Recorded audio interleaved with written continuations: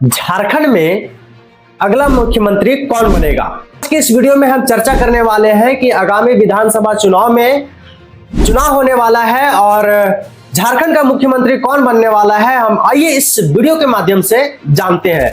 तो सबसे पहले मैं आप सभी को बता दूं कि झारखंड में दो राजनीतिक पार्टियां हैं जो अब तक सरकार बनाते आई है। एक है भारतीय जनता पार्टी और दूसरा है झारखंड मुक्ति मोर्चा। अब एक नई पार्टी का भी एक निर्माण हुआ है अभी वर्तमान में, झारखंड लोकतांत्रिक क्रांतिकारी मोर्चा जिसका नाम है।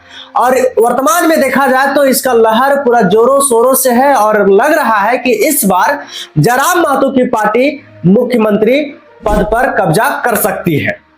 हम इसी पर चर्चा करेंगे और आपको एक छोटा सा 2019 का मैं आपको दिखाता हूं। उस डेटा के अनुसार हम चर्चा करेंगे कि आखिर इस बार कौन मुख्यमंत्री बन सकते हैं। तो चलिए मैं आपको 2019 का डेटा बताता हूं। तो सबसे पहले मैं आप सभी को बता दूं जानकारी के लिए कि झारखंड में 81 विधानसभा है और 81 विधानसभा में जिसके पार्टी के 41 विधायक होते हैं उसकी सरकार बनती है। तो 2019 में कैसे सरकार बनी हम उसको आपको सबसे पहले क्लियर करते हैं। तो झारखंड मुक्ति मोर्चा जो है वो 43 सीट पर चुनाव लड़ी थी और 30 सीट जीती थी और 13 हारी थी। कांग्रेस जो है वो 31 सीट पर चुनाव लड़ी थी, 16 जीती थी और 15 हारी थी। आरजेडी जो है वो 7 सीट पर चुनाव लड़ी थी, 1 जीती थी, 6 हार गई थी। बीजेपी जो है वो 79 सीट पर चुनाव लड़ी थी और 25 जीती थी, 54 में उसको हार मिली थी। आजसू जो है वो 53 सीट पर चुनाव लड़े थे और 2 जीत गए, 51 हार गए। झारखंड विकास मोर्चा 81 विधानसभा सीट पर वो चुनाव लड़े थे जिसमें से मात्र उनको 3 जीत मिली और 78 सीटों पर उनको हार मिला है। राष्ट्रीय कांग्रेस पार्टी 7 सीट पर चुनाव लड़ी थी, 1 जीती थी, 6 हारी थी। भारतीय कम्युनिस्ट पार्टी 14 सीट पर चुनाव लड़ी थी, 1 जीती थी और 13 सीट पर हारी थी। निर्दलीय से 2 सीट जो है वो जीते थे। निर्दलीय में बहुत सारे कैंडिडेट खड़े हुए थे लेकिन बरकट्ठा विधानसभा से यमित यादव जो है वो चुनाव लड़े थे निर्दलीय और उन्होंने जीत हासिल किया था। उसी प्रकार से सरयू यादव जो जमशेदपुर से हैं और वो भी चुनाव निर्दलीय लड़े थे और वो भी जीत हासिल किए थे। इस प्रकार से देखा जाए तो इतने सारे सीटों पे चुनाव लड़े और इतने सारे लोगों ने यह सीट जीता। अब सवाल यह उठता है कि झारखंड मुक्ति मोर्चा हेमंत सोरेन कैसे सरकार बने। तो मैं आप सभी लोगों को बता दूं कि जेएमएम, झारखंड मुक्ति मोर्चा, कांग्रेस और आरजेडी ये तीनों मिल करके अपनी सरकार बनाए थे।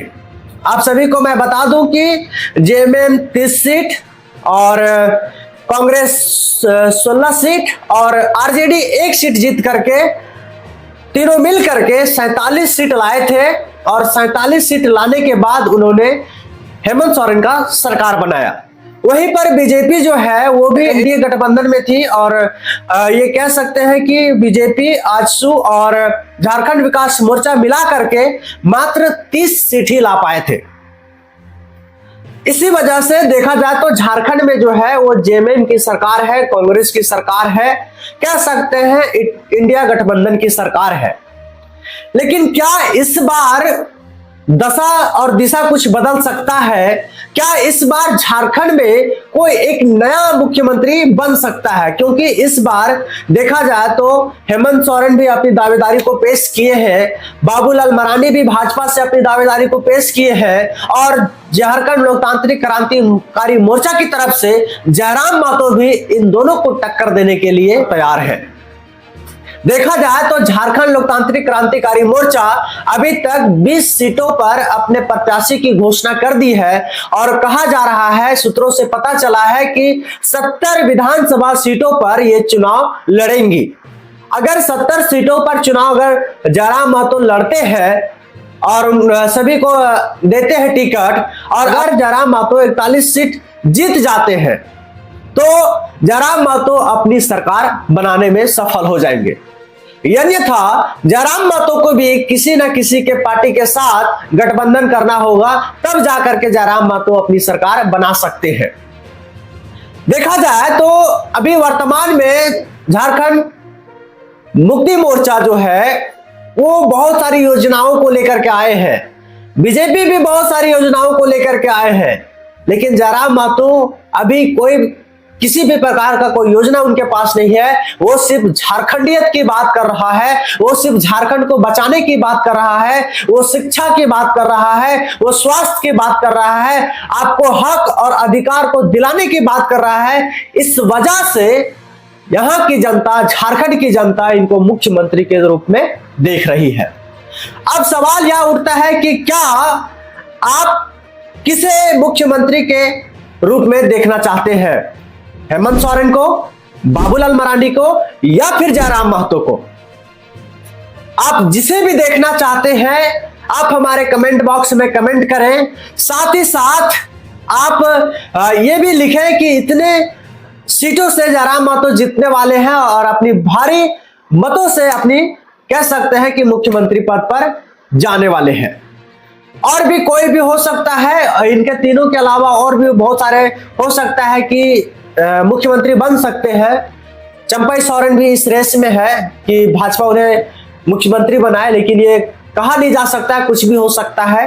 लेकिन ज्यादातर देखा जाए तो हेमंत सोरेन, बाबूलाल मरांडी और जयराम महतो, यही तीनों में से कोई मुख्यमंत्री होंगे। आपके